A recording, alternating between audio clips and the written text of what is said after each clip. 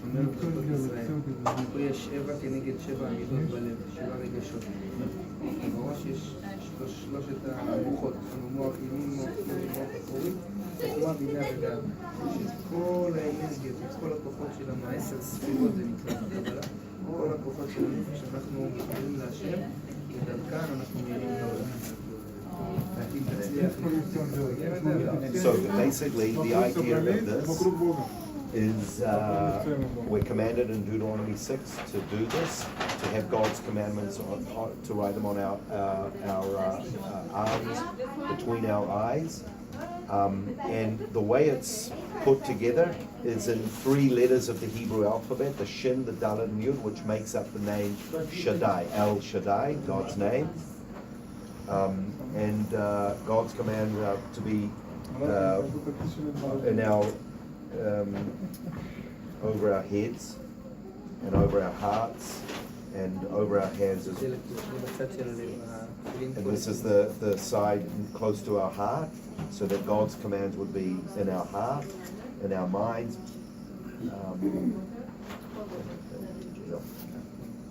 אנחנו רוצים גם להרגיש את האלוקות וגם לתת אותה. זה השליחות שלנו, גם בתוכנו וגם... So he's saying that our call is not only to receive and לקבל מה? לקבל את להיות יותר קדושים, להיות יותר טובים. Yeah, not only to be לא, אמרת משהו לפני זה.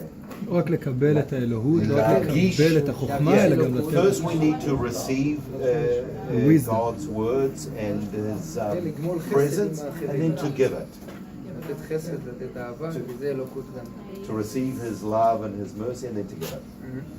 ברוך אתה אדוני, ברוך אתה אדוני, מלך העולם, אשר בחר בנו, כל העמים, ונתן לנו את תורתו, ברוך אתה אדוני, נותן התורה. אני לא מניח הימין, שמע ישראל, אדוני אלוהינו, אדוני אחד, ברוך שם כבוד ומלכותו לעולם ועד.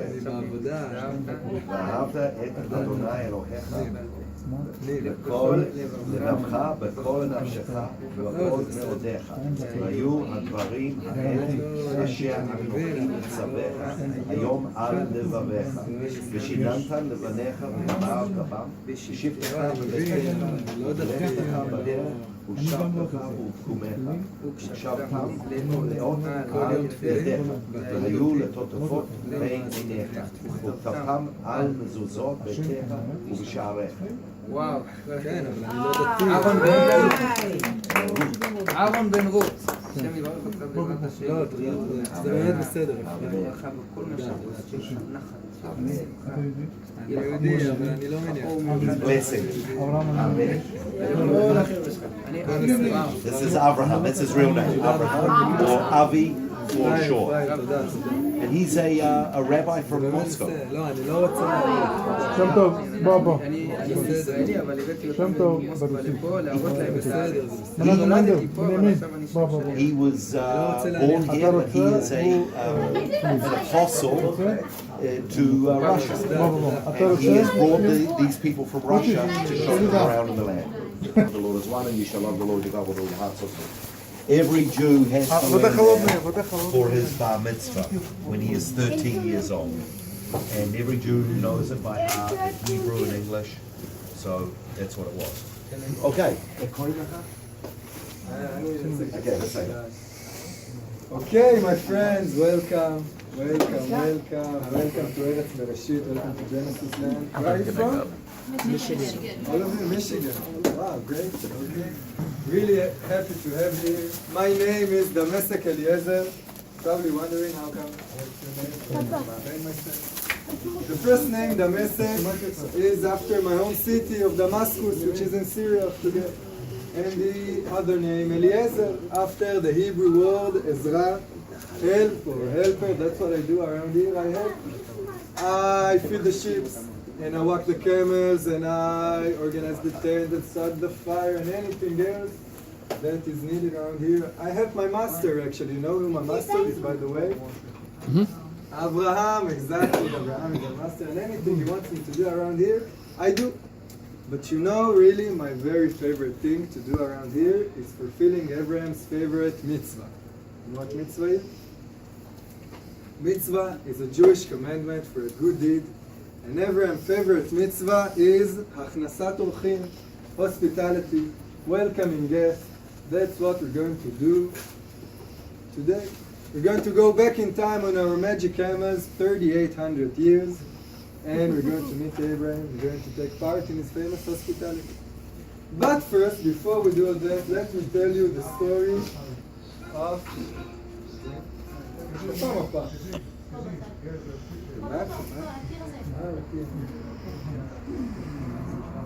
Let me tell you the story of Abraham's journey, how we got here. Maybe one volunteer, two volunteers can come help me hold it up. Yeah, can help on this side. That's great. That's great. Okay. So let's start at the beginning. Do any of you know where Abraham was born? Ur, exactly. Ur Kasdim, Ur of the Kaldish, which is right here in Iraq of today. And the city was very, very advanced at the time. It had math and astronomy, system of laws and jobs and shops, and still, as advanced as it was, the whole culture back then still worshipped idols. And not the American idols, but stone wooden idols. And even if you remember Abraham's father's Terach, had an idol shop. And when Abraham was very, very young, about 5 years old, he realized there is only one God. He was really first monotheist. He talked to his family about it, and they decided they're going back to their homeland, back to Eretz Canaan, to Canaan. And they started walking. They went from Ur Kasdim all the way up to Haran, which is in Turkey today. In Haran, they stayed for 60, 70 years, something like that. And when Abraham was 75 years old, what happened? Father died. No. Someone died. No. A happy occasion. God spoke to him for the very first time when he was 75 years old. Told him the famous line, Lech lecha me'artzecha u'moladetcha u'mbet avicha el haaretz asher arecha, which means go from your country, from your homeland, from your family's house, from everything you know, go to the land that I will show you. He didn't tell him where to go, God just told him, go with faith, and I will tell you where to stop. And from Haran, they started walking all the way down to Eretz Canaan. Maybe when you look at the map, you can see everyone chose to take the long way to Eretz Canaan instead of just crossing straight to Eretz Canaan. It took a long way. Maybe we have a guess why? Why did it take a long way? It was easier.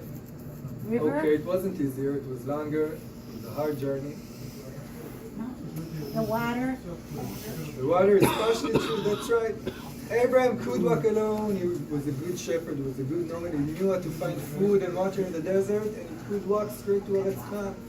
But he didn't want to walk alone. He wanted to spread the word, to share his new idea, his new philosophy.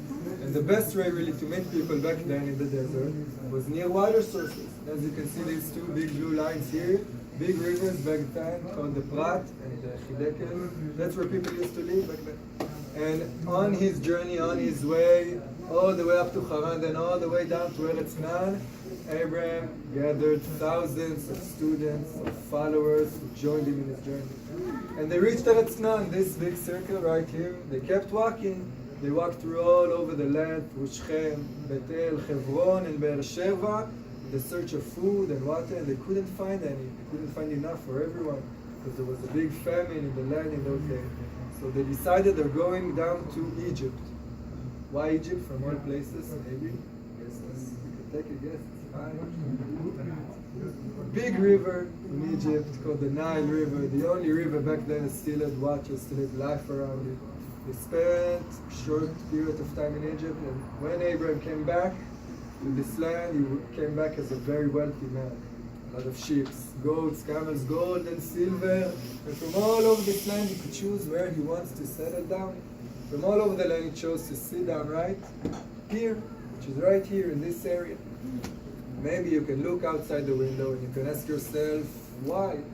Why here? It's a desert. There is nothing here. Why not on the beach in Tel Aviv? Why here? From all places. Maybe anyone? Yes, yes. Okay, the land in those days, it wasn't empty. It was full with people, the Knaanim, the Plishtim, and the Yebusim. And Abraham, as a man of peace, he didn't want to fight with anyone. He didn't want to steal from anyone. He didn't even want his sheep to eat from somebody else's field. So he went to sit down in the one place that was empty, right here. Thank you very much. Thank you for your help. Thank you very much.